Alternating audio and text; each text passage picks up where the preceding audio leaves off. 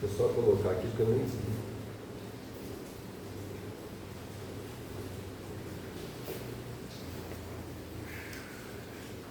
Se alguém entrar aqui, eu vou ter que provavelmente fazer algum som. Essa é minha vida. A tela aqui é escura, né? Você não vai conseguir.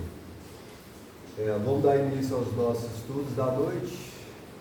Nós estamos estudando o livro Missionários da Luz.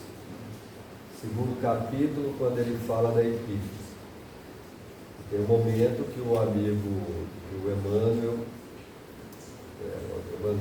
o amigo espiritual, ele faz um chamado e vai explicar a Epífise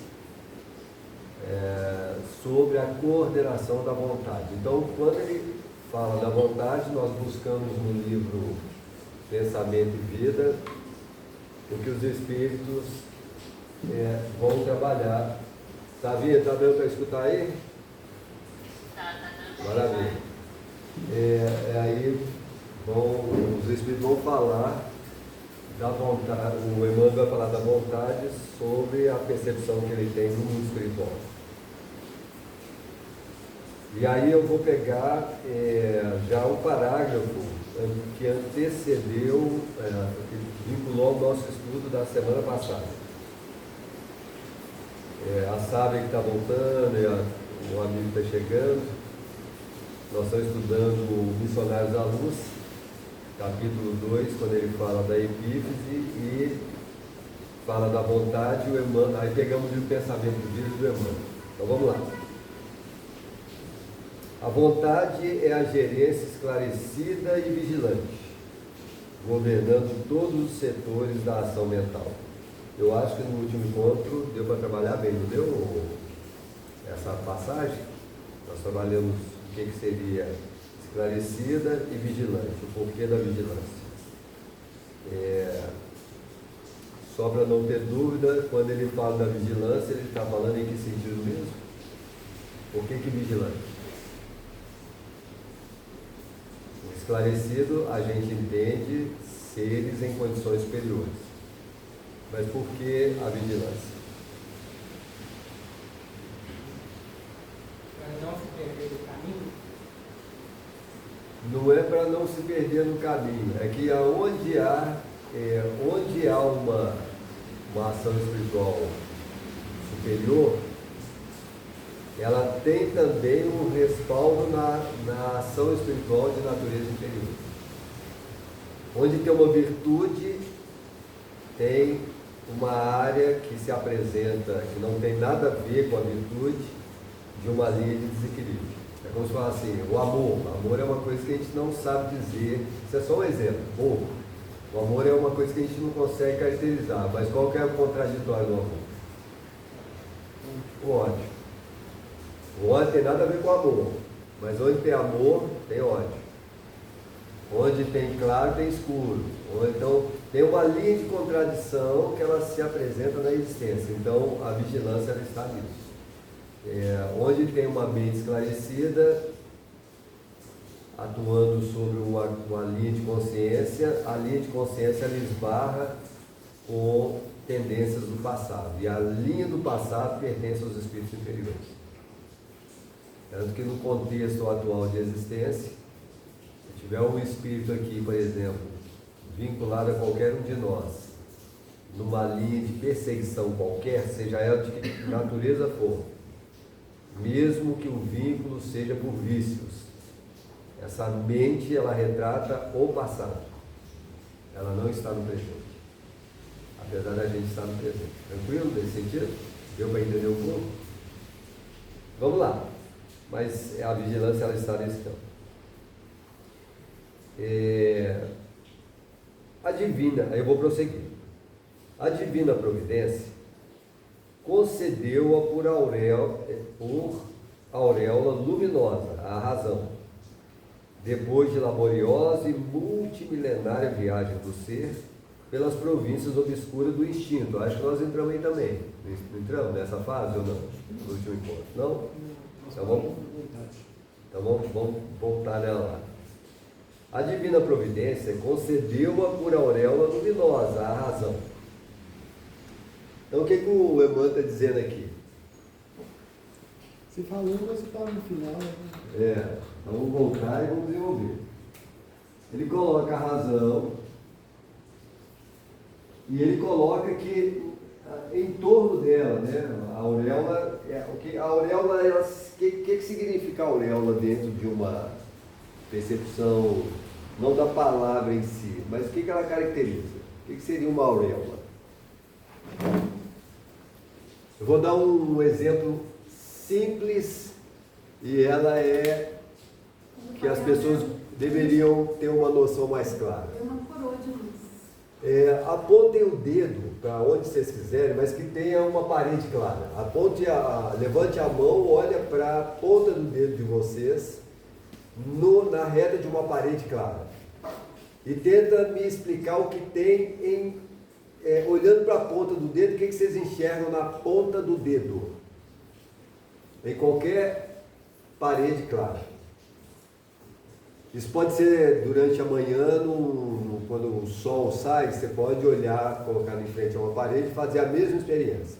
O que vocês conseguem perceber quando você olha para a ponta do dedo? Pode piscar à vontade e olhe para a ponta do dedo. Pode aproximar a mão, não precisa ficar tão distante e tentar observar o que acontece na ponta do dedo. O que vocês conseguem enxergar na ponta do dedo? Qualquer dedo. Uma borda. Uma bordazinha. Ok? Existe um reflexo luminoso do dedo. Um contorno dele. E ele é um contorninho mesmo. Ele não irradia, e ele é perceptível ao olho nu. Ele conseguiu ver. Alguém mais viu? É isso que eu vi, mas eu vejo a cabeça da pessoa saindo. Eu vejo só os dedos saindo. Tem uma bordinha que você pode piscar, mexer o dedo, ela está lá, ela não sai, é uma radiação do dedo. Essa radiação seria o que a foto Kirlian, se ela tirasse uma foto, ela ia pegar esse contorninho, a gente veria ele sobre o efeito da luminosidade que a máquina produz. Então todo o corpo tem radiação. A auréola seria essa radiação do dedo. É como se fosse uma radiação de uma condição. Vamos usar a razão como uma condição. Aqui está a vontade. A vontade tem um efeito direto sobre a razão. Só que a vontade também tem um efeito direto sobre o sentimento. Lembrando que sentimento aqui está envolvido 3 campos distintos: sentimento, sensação, sentimento, emoção, que não é sensação, e sensibilidade. Beleza? Nós temos esses 3 elementos na linha quando você generaliza a sensação, o sentimento. Sentimento, eu posso usar o sentimento na base da sensação e posso usar o sentimento como um conjunto de coisas que eu queira caracterizar. Está claro nisso? E a vontade, ela é essa movimentação em torno, seja no campo emocional, seja no campo da razão. A razão, e o que torna isso mais complexo, é que a razão é a evolução de qual estado? A razão é a evolução de qual estado que surge daqui. Porque na linha da evolução isso aqui é primário. E isso aqui é o secundário. É a evolução. Como se fosse o segundo. A sensação. Não, a movimentação, vamos pensar ali nas linhas do sentimento, vamos pensar em campos mais primitivos, o animal, vamos pensar no animal, que ainda está numa linha evolutiva, desenvolvendo habilidades completamente instintivas. Quando o animal está desenvolvendo habilidades instintivas, o que ele está produzindo para o futuro? O que nasce das linhas de repetição, repetição, repetição? Inteligência. Inteligência. Então, a razão é a evolução da inteligência. Porque a inteligência é uma linha de repetição de situações, que quanto mais a realidade externa modifica, mais a inteligência se desenvolve. E no campo da inteligência, ela tem uma ação sobre os efeitos externos a ela, e a movimentação externa sobre o efeito da inteligência gera uma modificação nela. Com o passar do tempo, nós chamamos esse campo de razão.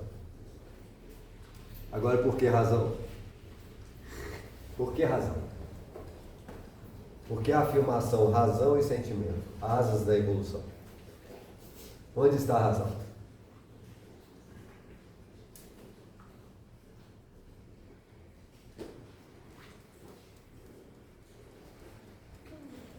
Entende? Então são dois movimentos distintos de uma coisa só que nós precisamos desenvolver as duas nas linhas evolutivas. Eu preciso desenvolver tanto a razão quanto as áreas do sentimento.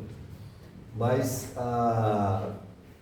em meio a essa movimentação evolutiva, quando surge a razão, que é a evolução da inteligência, por que razão? Raciocínio? Não é raciocínio. Raciocínio está no campo da inteligência. Não é a fusão do sentimento com a inteligência. Evolução. Ela é da evolução. Não é a fusão do sentimento com a inteligência. Né? É uma mistura, mas não é ela que caracteriza a razão. É porque nos espíritos evoluídos isso não está muito bem dividido, não. Na onde? Nos espíritos evoluídos. Então a razão Vem dos espíritos evoluídos. vem dos espíritos evoluídos, porque a razão é o campo que permite eu entrever que a realidade que eu estou é transitória. Por que ela se torna transitória? E por que ela tem a razão como uma base? Imagina, nós chegamos no mundo espiritual. Desencarnou todo mundo aqui, chegamos no mundo espiritual. Ao chegar no mundo espiritual, a Terra, com todas as suas linhas complexas, é realidade?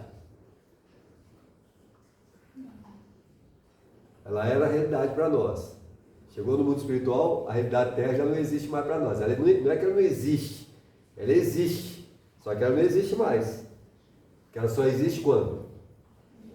Quando eu estou lá. Então não estou lá, então ela deixou de ter existência como linha evolutiva para mim, porque a realidade espiritual é a mesma coisa da realidade material? Não. Aí eu chego no mundo espiritual, não estou numa realidade? Aí chega uma presença espiritual melhor do que a nossa. Quando chega uma presença espiritual melhor do que a nossa, o que ele está dizendo? Qual é o seu futuro? Hã? Qual é o seu futuro?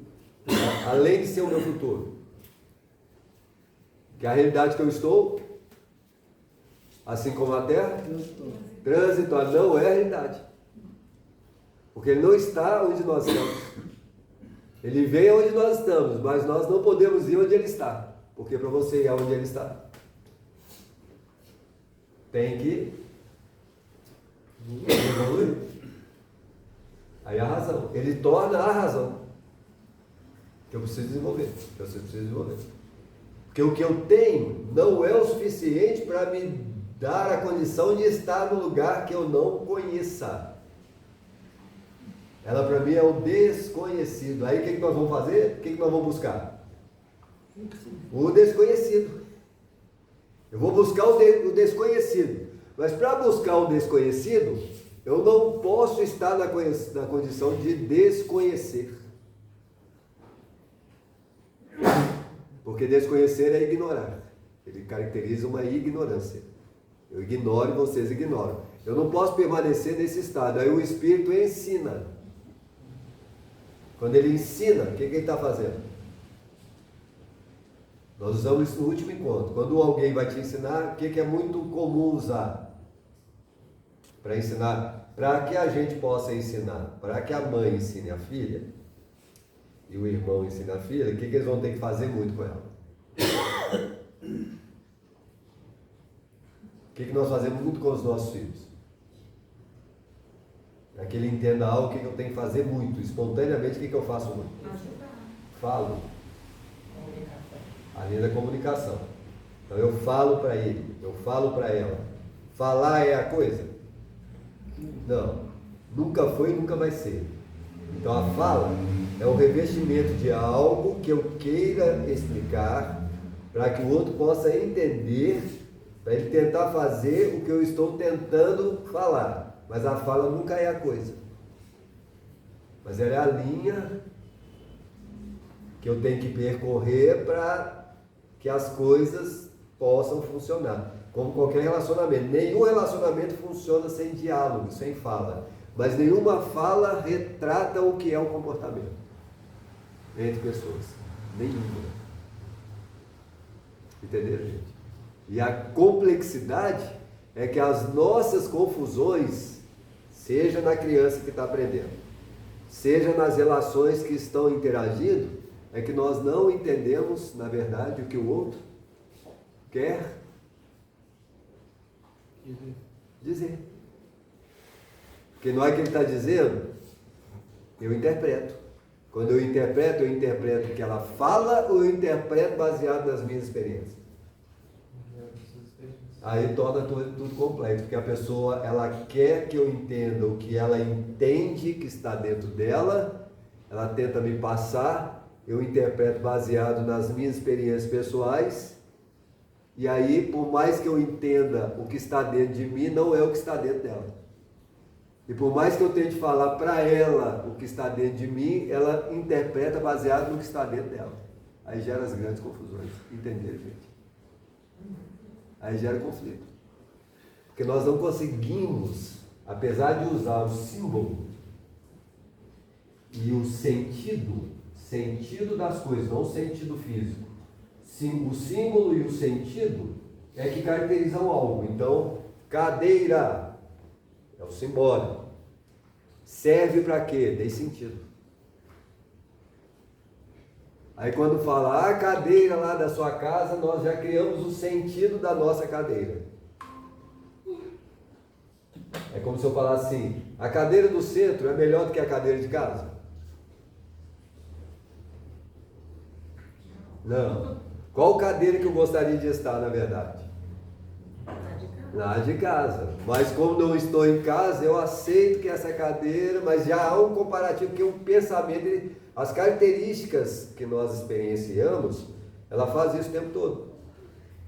O que alguém fala, nós estamos sempre nas linhas interpretativas que geram em nós uma série de conflitos. Então a razão, ela é aquilo que está acima da minha capacidade de percepção. A razão não é algo concreto. Porque o que é concreto para nós está na linha do intelectual, que tem a ver com isso aqui, com esses estados extremamente transitórios, que alguém dá nome, que alguém...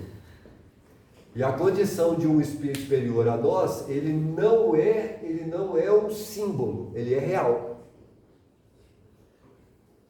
Então ele diz de um lugar que eu não conheço, que eu almejo sem saber o que é, e ele explica como chegar. Ele não explica como, ele explica algo de mim, de você e do outro que possa melhorar a nossa condição, onde quer que a gente esteja, para chegar onde eles estão. Porque onde eles estão ainda não é definitivo. Entenderam? Mas já estão no lugar que nós não estamos.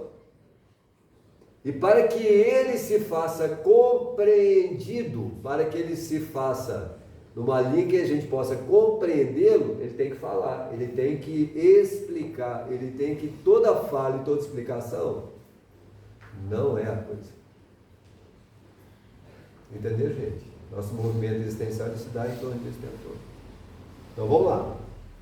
Então ele coloca que a vontade, ela está numa condição que ela envolve a razão e o sentimento, que isso aqui pertence ao ser. O ser tem essas duas asas, mas em torno dela tem essa auréola chamada vontade, que pertence no fundo ao mundo espiritual superior. Quando eu falo do mundo espiritual superior, eu estou dizendo do lugar desconhecido. Nós não conhecemos. Eu não sei o que é evoluído. Eu sei que existe. O Cristo. A gente sabe que o Cristo existe. Mas onde está o Cristo? Porque não é um Cristo simbólico, é um Cristo pessoa. O ser Cristo, ele existe. Não é um ser crístico, que as pessoas falam assim, não, tem um ser crístico. Mas nós seguimos seres crísticos ou conhecemos algo do Cristo? Da pessoa Cristo. Da pessoa Cristo, mas o que nós sabemos do Cristo? Nada. Ele continua na linha da informação, existem escritas sobre ele muda comportamentos, ele explica como é a linha evolutiva para nós, amar os nossos inimigos, ele dá uma série de diretrizes. Até hoje, o que nós entendemos das diretrizes do Cristo? Quase nada. Aí você fala, gente, que doideira é essa? Porque nós lidamos com a linha do desconhecido o tempo todo. O Cristo para nós hoje, passa-se os milênios, nós ainda não conhecemos o Cristo. O Cristo é desconhecido até para os apóstolos. Eles mesmos sabem disso. Eles mesmos falaram. Entenderam?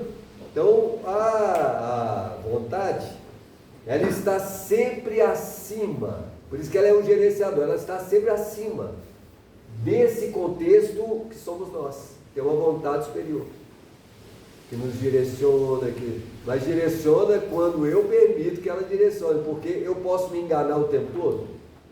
Eu posso simplesmente desejar o tempo inteiro? Eu posso sentir muita raiva das pessoas o tempo todo? Entenderam? Eu posso entrar numa negação do ser homem, do ser homem-mulher, do ser humano, que precisa criar regras para a sobrevivência, porque se ele não criar regra, vira muita bagunça, e quando se cria a regra, quem está na direção não significa que saiba mais. Por que nós precisamos de polícia? Você precisa de polícia, você está com qual idade? Até hoje você precisou da polícia? Oi? Você precisou de polícia até hoje? Nunca precisei, né? Ah, mas precisa por quê? Porque é um princípio, uma base para a sociedade. Para a segurança, porque na nossa sociedade tem muita gente desequilibrada, ok? Então a polícia existe porque existe perigos, e perigos reais. Alguém pode colocar em perigo. Então a polícia ela existe para o marginal. Porque se você não se marginaliza, você precisa de polícia? Não, mas ela tem que existir, porque tem uma linha de contradição em torno dela, da qual nós precisamos dela, de uma forma ou de outra. Tranquilo? Esse é o movimento nosso o tempo todo. Então, ele coloca lá: a divina providência concedeu por auréola luminosa a razão, depois de laboriosa e multimilenária viagem do ser pelas províncias obscuras do instinto. O instinto ele está aqui, sustentado nesse campo que eu tenho que desenvolver, que aí ele fala do animal em desenvolvimento, porque a primeira expressão do ser na linha da evolução, fora as linhas de coesão que pertencem a áreas eletroquímicas, né, que a química e o eletromagnetismo, fora ela, aí vem a planta. A planta trabalha a sensibilidade, a ponto de, por exemplo, tem pesquisas científicas hoje que demonstram não só a sensibilidade da planta, como ela demonstra que a planta ela absorve sensibilidade. Uma delas é a voz. Tem gente que conversa com planta e descobrimos que planta é sensível à voz. E a planta não é só sensível à voz, a planta é sensível ao tipo de voz que é emitido sobre ela. Então, por exemplo, alguns anos, poucos anos atrás, colocaram numa escola, acho que a maioria das pessoas sabem disso, colocaram 2 plantas dentro da escola. E aí, numa fila, alunos foram divididos da escola, onde as crianças passariam e xingariam a planta. Os outros entrariam na fila da outra planta, que eles elogiariam a planta. Em 30 dias. Resultado? A planta que sofria muito xingo morreu e secou logo. A planta que eles recebiam muito elogio desenvolveu de uma maneira extraordinária. Então a planta, ela não só capta as impressões, que é a sensibilidade dela, não só capta o som, como ela também está ligada diretamente à sensibilidade que a carga emocional é emitida junto com a voz. Se a planta apresenta isso, imagina o ser humano. Por que a gente guarda muita mágoa dos outros? Porque nenhuma fala está destituída de sentimento junto dela. Então, se a fala não é destituída de sentimento, imagina aquilo passando pela gente, pelo sistema nervoso. Então, por exemplo, quem grita muito, o que ele está fazendo com o sistema nervoso dele? O que ele faz? Se a planta foi capaz de captar não só o som, mas a energia que poderia estar contida junto, o estado emocional junto ao som, imagina uma pessoa quando ela está nervosa, o que ela emite no sistema nervoso dela, o que ela faz com o sistema nervoso. Porque o sistema nervoso, ele é um sistema ativo, ele não é um sistema passivo, ele é ativo o tempo todo. Entre as sinapses nervosas há movimento eletroquímico o tempo todo. Então, se ele já é ativo, quando eu estou gritando, na sinapse nervosa, o que deve acontecer com ela quando há um grito, eu estou gritando nervoso com alguém? Uma tensão?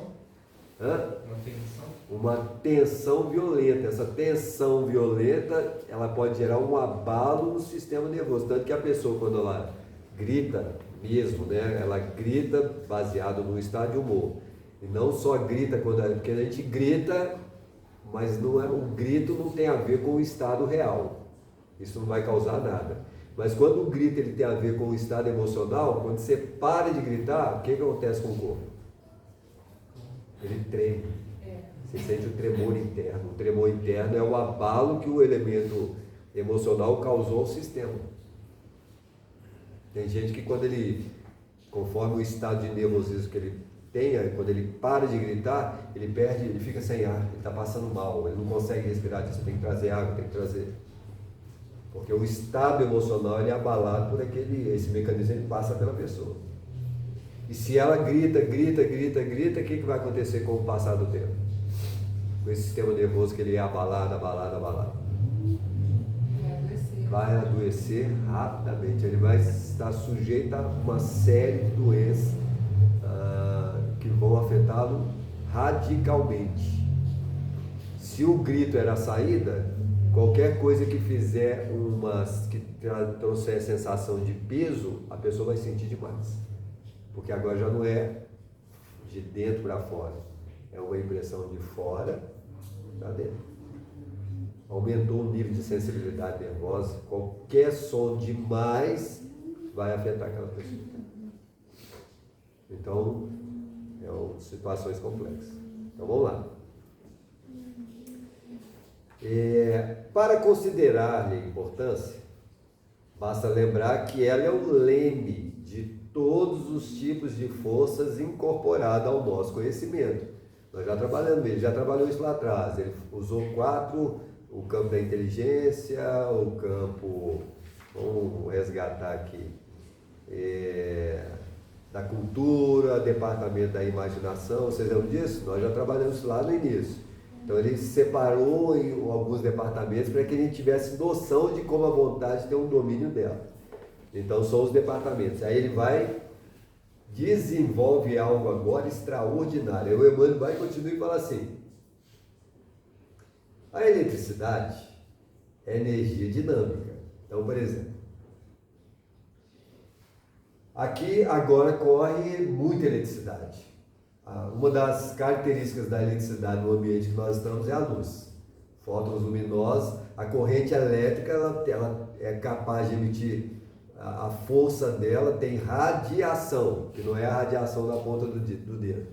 Mas essa radiação, ela, em nosso sentido, ela tem fótons luminosos, que faz com que a nossa retina ela capta movimentos de fótons, ela bate na retina, vai lá na área hospital e ela vai criar imagem do que nós percebemos. A área está lá atrás. Fótons luminosos a gente não percebe, porque ela está no campo energia, mas a gente só enxerga por causa deles. O sistema nervoso ele foi desenvolvido para captar fótons, assim como existem ondas sonoras. O carro passa, a chuva está fazendo um som com a queda dela, nós o captamos? Está vindo de fora ou está vindo de dentro? Fora. Fora produz o que é dentro. Ela tem um reflexo em nós, na nossa acústica, foi preparada para ela, de captação de som, ela chega a informação no nosso ouvido, que tem várias camadas e direções para dar a sensação de que nós temos um som externo ocorrendo, beleza? Mas a visão e a audição pertencem ao quê? Será que é a estrutura física que dá a capacidade do som e da visão, ou a visão e o som pode estar para além dela? Porque tem certos tipos de pessoas que escutam além do normal. Mais do que escuta. A ciência atual ela descobre células-troncos. O que a célula-tronco é? Então, célula-tronco é uma célula, ela é específica para a alma. Então, por exemplo, o que a ciência está descobrindo é que a célula da sua pele ela pode fazer outra função além do tecido epitelial. Ela é feita para isso. Mas se ela cair em outro lugar, daqui a pouco ela vai atuar no estômago. Se ele precisar colocar, isso é uma ideia, ok? Porque a célula-tronco não é da pele, ela é das áreas do sistema nervoso, tronco, porque nós só temos um tronco nervoso, que ele é subdividido, mas a célula-tronco, ela vai ser como se fosse a célula da pele fazendo a função da célula do estômago. Ué, mas ela não foi produzida no estômago, ela foi produzida para produzir pele. Aí descobre que ela é capaz de fazer a função de uma célula do estômago. Como assim? Entendeu? Que ela tem o tipo de DNA dele é específico para. Como é que ele pode desenvolver sem ter elementos que constituem a célula de um estômago, por exemplo? Porque a área de estômago é a área de acidez, é qualquer célula que entra ali. Não, ela tem funções muito específicas. Isso não é uma característica perispiritual, não? Ela pode ser uma característica perispiritual, ela pode ser uma característica ainda mais profunda. Ela pode ser uma característica do princípio inteligente que sustenta essa estrutura. Entendeu? Então ela se torna uma coisa ainda mais complexa. E aí ela se torna mais complexa ainda. Porque se eu falar de princípios inteligentes, tem princípios inteligentes sustentando princípios inteligentes. Que são princípios inteligentes em evolução diferentes umas das outras. Aí vira uma grande confusão. Só que a gente para por aí. Então, a eletricidade é energia dinâmica. Então, por exemplo, beleza. Aqui corre energia elétrica que permite que a gente perceba a luz. Nós não vemos eletricidade, mas a gente sente. Se tiver um fio escapadozinho ali alguma parte dela tem ligação com outra, ligada a outro fio. Se eu encostar a mão nela, eu sinto o choque elétrico, mas eu não vejo o choque elétrico, tranquilo? Ela dá a ordem da sensação, que é diferente da luz. A luz, a gente consegue ter um contato com a radiação dela. A gente não enxerga a luz, mas a gente consegue perceber a radiação da luz. Então, por exemplo, quando a gente olha num dia que tem sol, por uma fresta de janela, que você vê os raios luminosos ocorrendo, a gente vê um monte de poeira no reflexo luminoso. Não consegue ver? Isso é um ângulo de divisão, porque na verdade a gente percebe isso, mas ninguém consegue ver a luminosidade. A gente vê o efeito dela. Tranquilo, gente? Mas sem luz a gente não enxergaria. Porque a gente sabe o que é o escuro. Mas o escuro existe? Porque teoricamente, o que seria o escuro? A falta da luz. A ausência da luz. Uai, onde que tem ausência de luz? A luz, ela sempre existiu e sempre vai existir? Sempre. A luz, ela existe. Não tem como ter ausência de luz, tudo é luz. Mas como nós falamos de corpos condensados, o movimento do corpo condensado, ele tira o reflexo da luminosidade, conforme o movimento dele, e aí aparece escuridão. Mas a luz passa pelos corpos. A luminosidade, ela não tem corpo que iniba o movimento de energia de luz. Não tem como. A luz é luz. A luz é algo condensável, palpável. Não, ela ultrapassa qualquer coisa. Pode colocar qualquer corpo que você quiser aqui, que a luz ela está ocorrendo. Você está na praia lá, o tempo está fechado, tem luz ali. É capaz da gente estar na praia por ser um ambiente aberto, você teve contato com a luminosidade solar. Você queimou o corpo diferente do que você imagina, mesmo com nuvens. Mas não é a mesma coisa quando não tem nuvens. Tá certo? São campos completamente diferentes. Um é imperceptível, o outro é muito perceptível. Tranquilo, gente? Então, eletricidade, energia dinâmica. Energia dinâmica é energia em movimento. Tem movimento acontecendo. O magnetismo é energia estática. O que é força eletromagnética? O que é força magnética? A ideia dele é o ímã. O que o ímã faz? Ele atrai e repele polos idênticos. O que ele faz? Repele corpos diferentes, se atrai. Então tem a força magnética, é aquilo que gera coesão, ela puxa ou ela expulsa. Força elétrica é aquilo que tem movimento próprio, ele não para o movimento dele, ele está sempre em... A ciência sabe que o elétron ele dá saltos. Ele não permanece a mesma coisa, tem saltos quânticos, mas a gente não vai entrar nisso não, porque isso é muito confuso. Mas ele é movimento, ele é energia. Por exemplo, nós estamos aqui, corpos físicos, corpos tangíveis, mas nós temos uma energia chamada pensamento. Alguém vê o pensamento? Do outro? Não. Mas o que nos move mais, o corpo ou o pensamento? Pensamento. Pensamento move corpo. Corpo obedece às leis do pensamento. Tranquilo, gente? O corpo é partícula, pensamento é estado energético, da qual nós, com o sentido físico, não conseguimos captar as imagens, os sons que o pensamento produz. Hoje a gente sabe que pensamento tem imagem e tem som. Então muitas vezes você está parado aí, você está assim, nossa, estou com fome. Não, mas essa reunião não vai terminar não. Alguém está vendo? Alguém está ouvindo? Não, mas o pensamento está ali fluindo. A gente fala a cadeira, né? A cadeira de casa é mais confortável. Quando fala da cadeira de casa, vem a imagem da cadeira. O pensamento tem imagem e ele tem som. E nós usamos ele o tempo todo. Nós dialogamos, alguém te fala alguma coisa, daqui a pouco você já está pensando ou em imagem ou em som. Só que em estado consciente, eu não vejo imagem e nem vejo som. Quando é que eu vejo imagem ou às vezes eu percebo o som? Porque vocês ficam pensando com imagens? Já entenderam isso? Mas pensamento ou é imagem ou é som, não tem jeito. As duas características são evidentes em nós. Só que a gente não pensa na imagem. Você não fica assim, o prédio, você carrega uma imagem de prédio. A gente lida com a imagem, com ela inexistente. Mas ela tem imagem. Você cria diálogos que viram monólogos. Porque quando você fala, nossa, estou com fome, você está falando com quem? Com quem que você fala? Estou doido para dormir. Mas está dizendo para quem? Nós fazemos isso o tempo todo, beleza? Só que a gente não tem uma consciência clara que nós estamos dialogando enquanto pensamos. A gente simplesmente faz.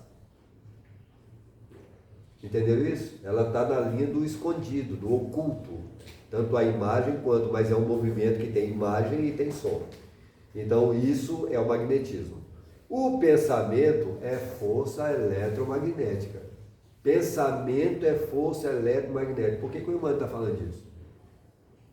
O que tem a ver com vontade?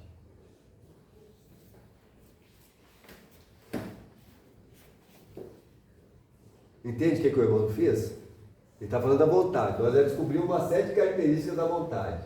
A auréola da razão, a ação espiritual de espírito superior, ele é a vontade.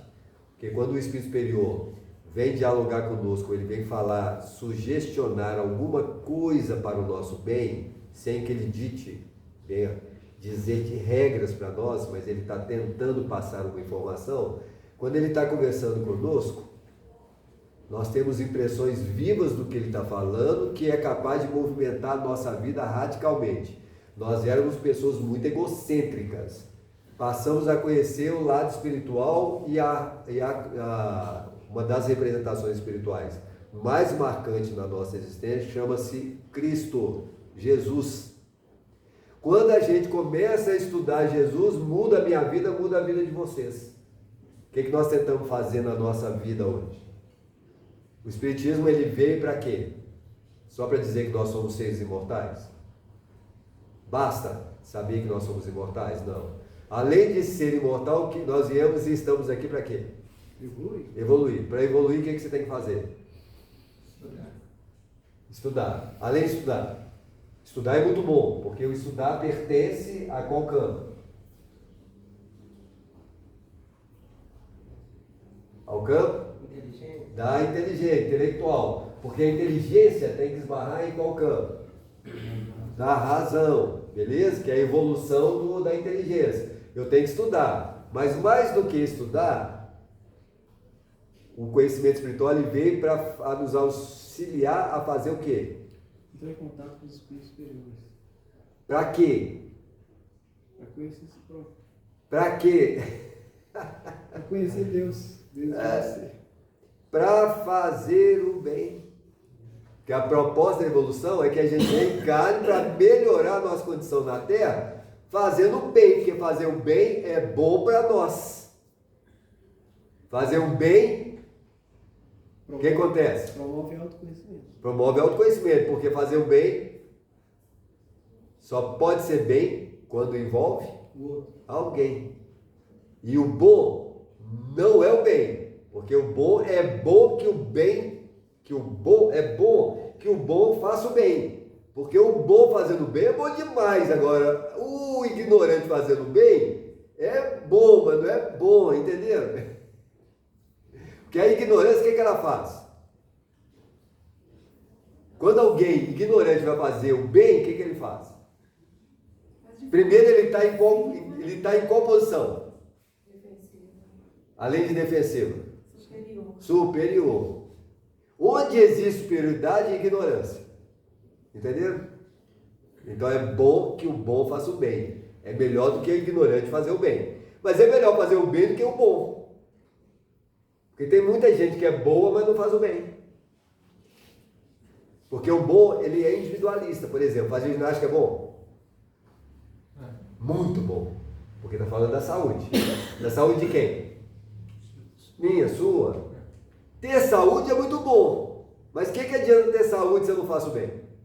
Porque a saúde leva longevidade. Quanto mais tempo eu tenho sem fazer o bem, mais comprometimento eu causo. Porque quem não faz o bem,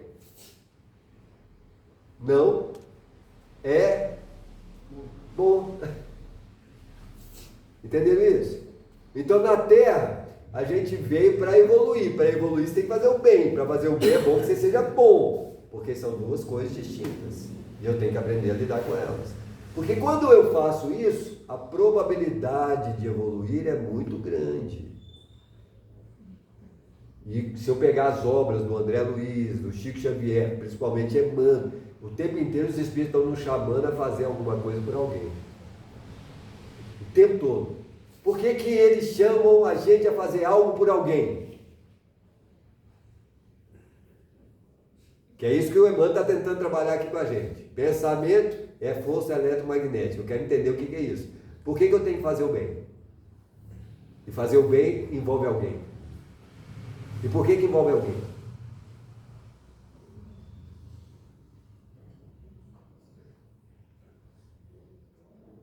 Sempre envolve alguém. Por quê? Porque o outro é o espelho. E espelho de quem? Do que faz o bem. Hã? Do que faz o bem. O bem gera. Espelho para você se autoconhecer.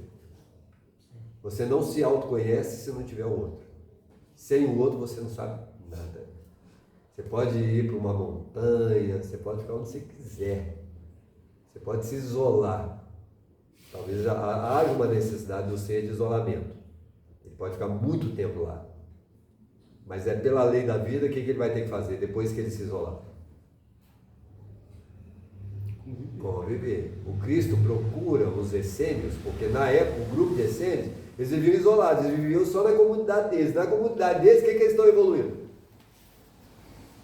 Nada, eles desenvolveram uma capacidade intelectual sem evolução. Aí o Cristo chega neles e fala assim, gente, tudo que vocês estão vivendo aqui é muito bom. Mas não adianta ser bom. É preciso levar isso aqui para o outro que não sabe. E eles viviam isolados. Aí o Cristo chama a sair daquele lugar. Porque só naquele lugar não vai adiantar. Se ele ficar ali, a reencarnação dele vai ser aonde depois? Se o isolamento ele é a minha escolha, o que vai ser no futuro? Onde eu vou ficar no futuro? Quem vive isolado amanhã é obrigado a viver aonde? Isolado. No tumulto. É o contraditório. Se eu vivi muito tempo isolado, agora eu tenho que viver no tumulto. Se o isolamento ele não foi capaz de produzir o equilíbrio em mim, quando eu entrar no tumulto eu vou ficar mais desequilibrado ainda. Se o isolamento ele foi capaz de gerar uma linha de compreensão para mim, quando eu entrar no tumulto eu vou mudar o tumulto. Porque o tumulto que está externo não vai afetar o interno. Aí o interno modifica o tumulto externo, modificando pessoas. Aí eu aprendo e alguém aprende algo. Ninguém aprende quando eu quero ensinar. Quando eu ensino sem querer ensinar, as pessoas aprendem. Porque quando eu quero, o quero é da onde? É de quem? Do ego. Ego não leva ninguém a lugar nenhum. Ego desenvolve vaidade, ego é loucura. Ego é conflito. Agora, quando alguém ensina porque ele ensina, por isso que os espíritos falam assim, comportar é melhor do que falar. Só que na chave da evolução, o comportamento, ele não é comportamento. Porque nós queremos mudar comportamento. Comportamento não é comportamento. Comportamento é a somatória de um tanto de coisa. E se eu não entender a somatória de um tanto de coisas que caracteriza o comportamento, por mais mudança que eu faça no comportamento, eu não mudo nada. Porque na base de qualquer comportamento, tem um núcleo que ele precisa ser modificado. Qual é? Qual é o núcleo que precisa ser modificado para mudar qualquer comportamento?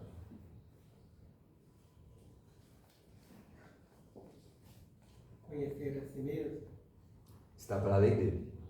Mas você está certíssimo, é conhecer a si mesmo, mas não é só isso. Conhecer a si mesmo é o caminho, conhecereis a verdade nos libertará. Então, ela é um caminho para a libertação. Mas para qualquer mudança de comportamento, existe um núcleo que precisa ser compreendido. Sem a compreensão dele, ninguém muda nada. Qual é o campo que eu preciso modificar radicalmente? Porque se eu não modificar, nenhum comportamento se modifica. Reforma íntima. O ego mesmo? É tudo isso, Maria não. Vontade. É, ela também, Maria não. É porque a vontade está fora. Querer. Querer pode ser desejo, que pertence ao ego, não é ele ainda. Hã? Saber ouvir. Saber ouvir é uma virtude espetacular, mas só ela não basta. Precisa de um elemento, tem a ver com saber ouvir também. Porque para saber ouvir, o que eu preciso ter? Humildade. Humildade. Humildade é um conjunto de coisas. Paciência. É outro conjunto, é uma ciência de um monte de coisa. Qual é o único elemento que eu preciso modificar para que o meu comportamento modifique?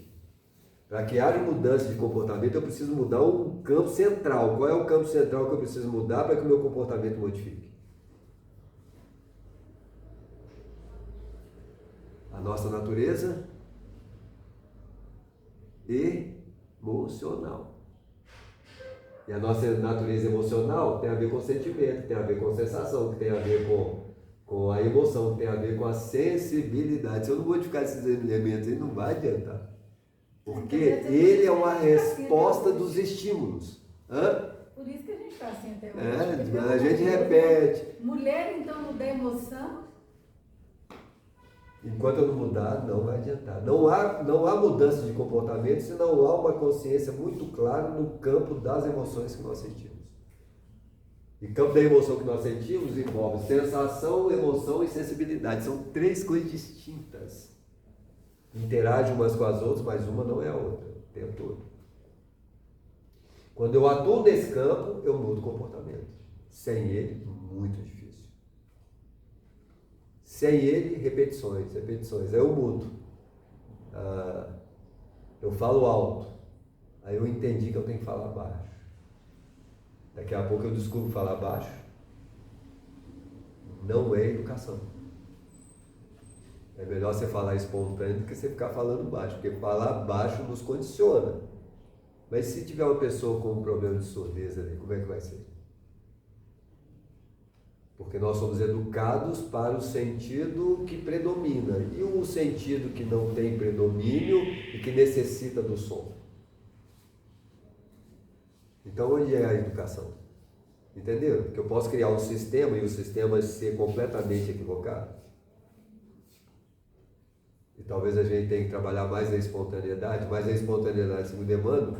Antes a espontaneidade, só a espontaneidade, porque antes dela tem uma coisa chamada disciplina. Porque a disciplina antecede a espontaneidade. Só que disciplina muito disciplinada, violência, agressividade. Então nem excesso de disciplina, nem ausência de disciplina. Nós precisamos muito de disciplina. Mas nós não precisamos de agressividade.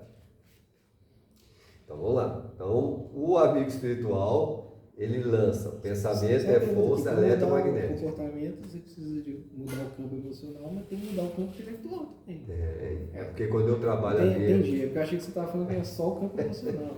Quando você trabalha esse campo, onde você vai atingir? O campo emocional é necessário, mas não é suficiente. É porque ele é o primordial. Ele está presente o tempo todo.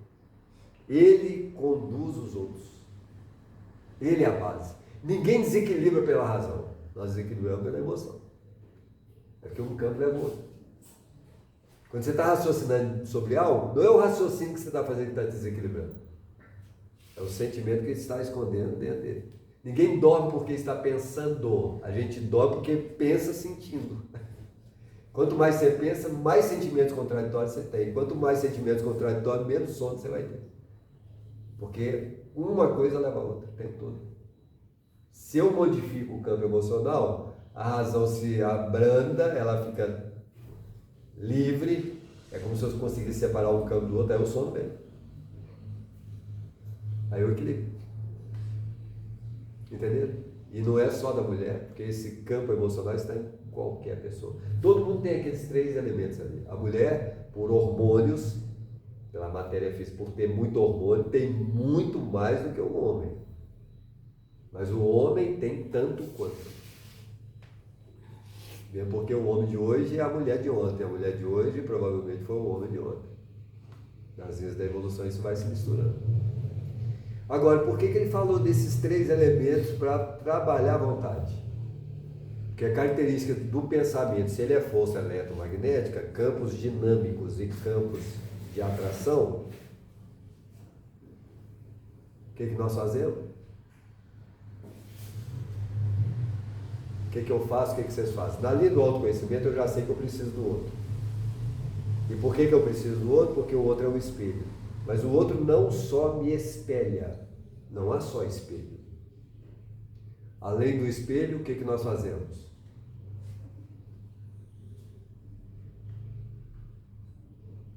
Quando você se olha no espelho, Confrontar. e quando você se vê no espelho, quando você está olhando para o espelho, nós não temos nossa imagem. A nossa imagem não é a nossa imagem, não reflete na nossa percepção. Aquela imagem sou eu. Sim, ela teoricamente sou eu. Mas o que eu faço com a imagem que eu vejo no espelho? Por que a gente se olha no espelho? Geralmente para quê? Beleza, que pertence a nós, ok? Ela tem a natureza. Beleza é algo da realidade que pertence a nós. Mas quando você está preso à beleza e começa a observar você no espelho, o que vai acontecer com a beleza? E o que a beleza vai virar daqui a pouco? A gente tende a se arrumar, continuando no espelho. Vai se arrumar demais, ok? A gente se arruma. Ou seja, a gente não está satisfeito com aquela imagem. Nunca está satisfeito. Nunca está satisfeito. Você nunca está satisfeito com a sua imagem. Por que você nunca está satisfeito com a sua imagem? Por causa do ego. Porque nós envelhecemos. O fator envelhecimento, ele está presente todos os dias. E o fator envelhecimento, ele mostra que nós, como reflexo de imagem, estamos mudando. E mudança, para quem quer a beleza, vira um grande desafio. E aquela é a visão que nós temos. Então aquela imagem que reflete o nosso estado, não sei se é real. Porque quando nós estamos aqui agora, onde está o espelho da minha visão? Qual é o espelho da minha visão? Qual é o espelho da visão de vocês? Aqui agora.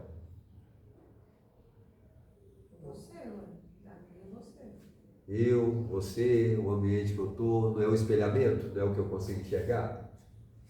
E olha que eu tenho dois tipos de visão aqui, claros ocorrendo. Eu tenho a visão específica e eu tenho a visão genérica. A visão genérica, eu estou falando, enxergando e vejo minha mão, minha perna, consigo ver a perna, ver lá fora o portão, e se eu pegar um ponto fixo, eu vejo coisas além ainda. O âmbito de visão ele é muito amplo. Mas nós não andamos na rua com a visão ampla, a gente anda na rua com a visão muito específica o tempo todo, porque o pensamento ele faz isso. Então nós temos visão específica e visão ampla. Elas estão ocorrendo ao mesmo tempo. E as duas têm função de gravar. Ela está gravando, tudo que eu vejo grava. Ele tem a função de gravar. Por isso que, como esse computador que ele grava é a função dele, ele nos cansa pra caramba. Porque a gente grava muita coisa que, teoricamente, a gente nem precisaria estar gravando, mas a função dele é gravar, ele não para. A visão aqui agora, ela é real. Muito mais real do que a do espelho. Ela é muito mais ampla, ela é muito mais profunda. E ela se torna muito profunda porque eu não me vejo. Eu vejo partes, mas eu não me vejo. Entenderam? E quando eu olho, e é o que nós utilizamos, a visão ampla, que não é a visão de captar tudo, a visão ampla que é externa a mim, retrata a minha capacidade de enxergar. Nela eu julgo, nela eu coloco certo e errado, nela eu avalio pessoas. É nela que os sentidos estão atuantes, que faz com que eu olhe uma pessoa e fale assim, nossa, mas que pessoa chata, nossa, mas que pessoa legal, puxa vida, estou cansado. Aí eu olho uma pessoa que ela vai falar do cansaço dela para mim, que estou cansado, e o que vai acontecer? Se eu estou cansado e eu vejo uma pessoa que ela vai falar do cansaço dela, como é que eu vou me sentir? Mais cansado. Mais cansado ainda. Aí o que eu faço com a pessoa que está mais, que eu vejo que está cansado tanto quanto? Vai cansar ela. Me afasto já, porque ela vai me cansar mais ainda, eu não quero cansar mais ainda. Então, quando eu estou fazendo esse movimento, esse externo, ele está revelando o quê? Interno. O interno. E que hora que o espelho revela o interno? Nunca. O espelho, ele é projetor. Ele projeta. Você fala, nossa, mas eu estou envelhecendo. Ele está sempre projetando para algum lugar. A realidade, ela não projeta, ela introjeta, ela está jogando. Ela cria um movimento de fora, dentro, dentro, fora. O tempo todo. Quanto mais isolados, mais descansados. Sem muita evolução. Quanto mais expostos, mais evoluímos, mais cansamos. Porque a realidade externa, ela não para. Ela ativa a nossa mente o tempo todo. Entendeu, gente? Às vezes eu penso assim, nesse raciocínio, nessa linha lógica, às vezes eu penso assim, pô, eu tô cansado de mim mesmo. Porque assim, quando a gente convive muito com as pessoas, a gente começa a descobrir a si próprio. Então esse é um efeito que a gente já percebe. Então, quando você convive muito com as pessoas, você começa a descobrir muito de si próprio. Então isso pode trazer um cansaço de você conhecer a si próprio. Então às vezes você quer ir para um lugar onde não tem ninguém. Você cansou de você. De si próprio. Mas do si próprio é aquele tanto de gente que faz você se autoconhecer. Isso, mas não é paradoxal? Porque assim, paradoxal, eu cansei de mim mesmo, na verdade. Não aí você cansei quer dos descansar, outros. mas você é você, né? Mas assim, eu não cansei dos outros, eu cansei de mim mesmo. Não é uma coisa engraçada? Mas você não cansa de você cansa dos... De conhecer, de me conhecer, eu canso de me conhecer, do Entendeu? medo. Isso. Medo. Entendeu o que o Rodrigo falou? É o medo de si próprio. Entendi bem. E o medo de si próprio é o medo do outro, porque no fundo, nós cansamos do outro. Que na verdade reflete o cansaço que nós temos de nós mesmos. Eu entendi. Por isso que a gente isola.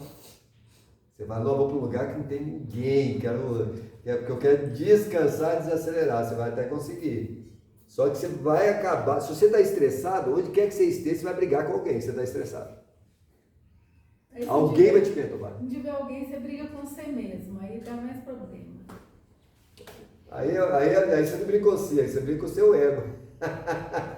Que é pior do que pessoas aí, porque o ego, ele está na linha do escondido, e o escondido é onde tem espírito. Onde tem espírito é um caos. Porque brigar com pessoas ainda dá para fazer algo. Agora com o espírito, o que você pode fazer com o espírito? Nada. Você não faz nada com o espírito. Porque com os espíritos só pode fazer quem? Os espíritos. Só eles. Hein? Se tem um espírito aqui atuando tentando me perturbar, quem vai dar jeito nele não sou eu. Eu o atraio, eu repito, mas quem vai fazer algo com ele? Só o mundo espiritual. Só que o mundo espiritual espera a abertura dele, a mudança dele, porque enquanto ele não mudar, eles não podem atuar. Aí ele atua em nós. Porque nós somos referência para eles. Entendeu, gente? A natureza dos espíritos é essa. Nós vamos ter que fechar. Próximo encontro nós entramos pensamento, força eletromagnética e o que ela tem a ver com a vontade. Eu acho que está querendo chegar também no aspecto da sintonia, né? Falar de Eu força não eletromagnética. entendo, vai falar de sintonia, atração e uma série de outras coisas. Fechamos por hoje, nos falamos na semana que vem.